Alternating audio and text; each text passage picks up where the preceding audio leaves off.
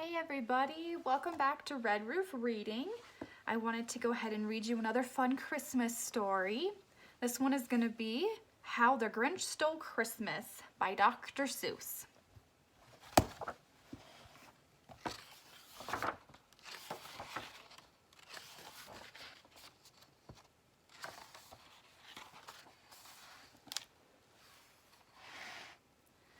Every Who down in Whoville liked Christmas a lot.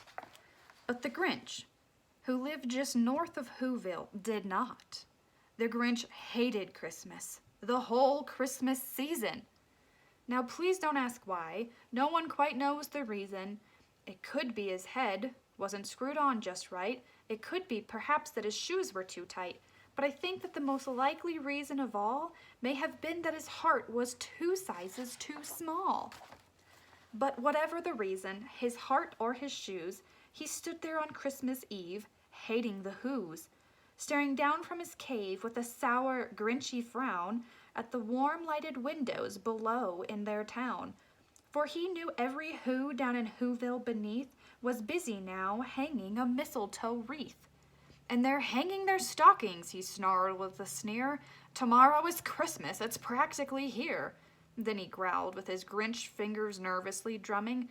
I must find some way to stop Christmas from coming, for tomorrow he knew all the Who girls and boys would wake bright and early.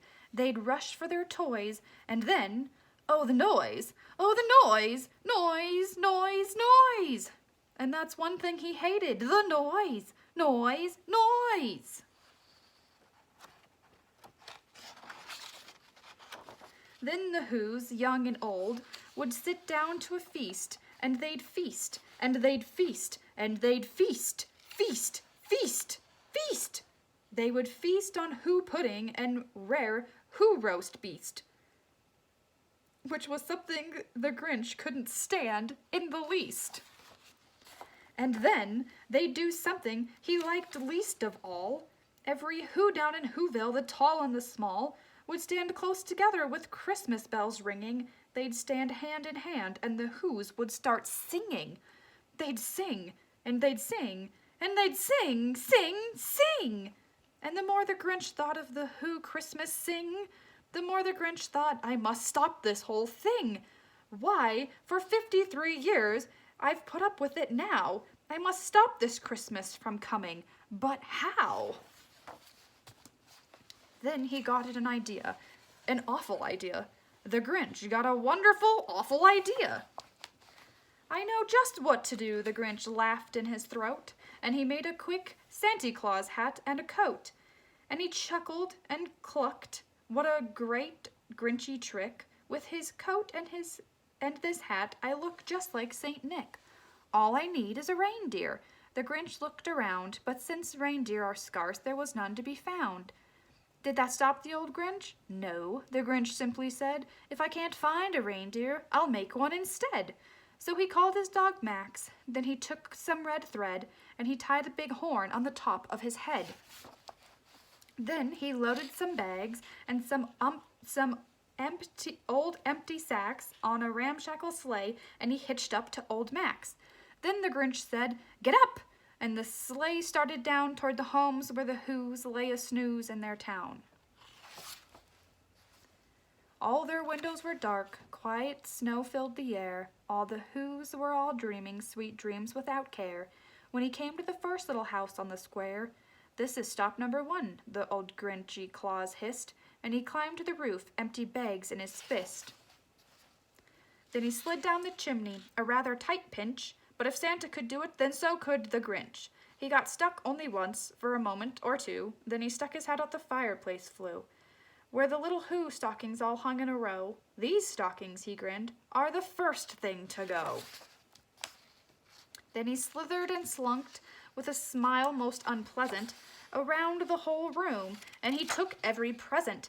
Pop guns and bicycles, roller skates and drums, checkerboards and tricycles, popcorn and plums. And he stuffed them in bags, then the Grinch very nimbly stuffed all the bags, one by one, up the chimbley.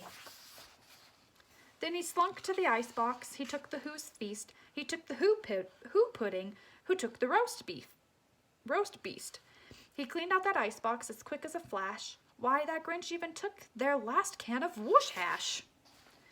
Then he stuffed all the food up the chimney with glee, and now, grinned the Grinch, I will stuff up the tree. And the Grinch grabbed the tree and he started to shove when he heard a small sound like the coo of a dove. He turned around fast and he saw a small Who. Little Cindy Lou Who was not more than 2. The Grinch had been caught by this tiny Who daughter who'd got out of bed for a cup of cold water. She stared at the Grinch and said, Santa Claus, why? Why are you taking our Christmas tree? Why? But you know, that old Grinch was so smart and so slick, he thought up a lie and he thought it up quick. Why, my sweet little tot, the fake Santa Claus lied. There's a light on this tree that won't light on one side. So I'm taking it home to my workshop, my dear. I'll fix it up there, then I'll bring it back here. And his fib fooled the child, then he patted her head. He got her a drink and she went back to bed. And when Cindy Lou Who went to bed with her cup, he went up the chimney and stuffed the tree up. Then the last thing he took was the log for the fire. Then he went up the chimney himself, the old liar. On their walls he left nothing but hooks and some wire. And the one speck of food that he left in the house was a crumb that was even too small for a mouse. Then he did the same thing to the other Who's houses, leaving crumbs much too small for the others Who's mouses. It was 15:15 dawn, all the Who's still in bed, all the Who's still a snooze when he packed up his sled. Packed it up with their presents, the ribbons, the wrappings, the tags and the tinsel, the trimmings, the trappings. 3,000 feet up the side of Mount Crumpet, he rode with his load to the tip-tops to dump it. Pooh-pooh to the woo-hoos, he was grinchiously humming. They're finding out now that no Christmas is coming. They're just waking up. I know just what they'll do. Their mouths will hang open a minute or two. Then the Who's down in Whoville will all cry boo-hoo. That's a noise, grinned the Grinch, that I simply must hear. So he paused, and the Grinch put his hand to his ear, and he did hear a sound rising over the snow. It started in low, and then started to grow. But the sound wasn't sad. Why, this sound sounded merry. It couldn't be so, but it was merry, very. He stared down at Whoville, the Grinch popped his eyes, then he shook. What he saw was a shocking surprise. Every Who down in Whoville, the tall and the small, was singing without any presents at all. He hadn't stopped Christmas from coming. It came! Somehow or other, it came just the same. And the Grinch, with his Grinch feet ice cold in the snow, stood puzzling. How could it be so? It came without ribbons, it came without tags, it came without packages, boxes or bags, and he puzzled 3 hours till his puzzler was sore. Then the Grinch thought of something he hadn't before. Maybe Christmas, he thought, doesn't come from a store. Maybe Christmas, perhaps, means a little bit more. And what happened then?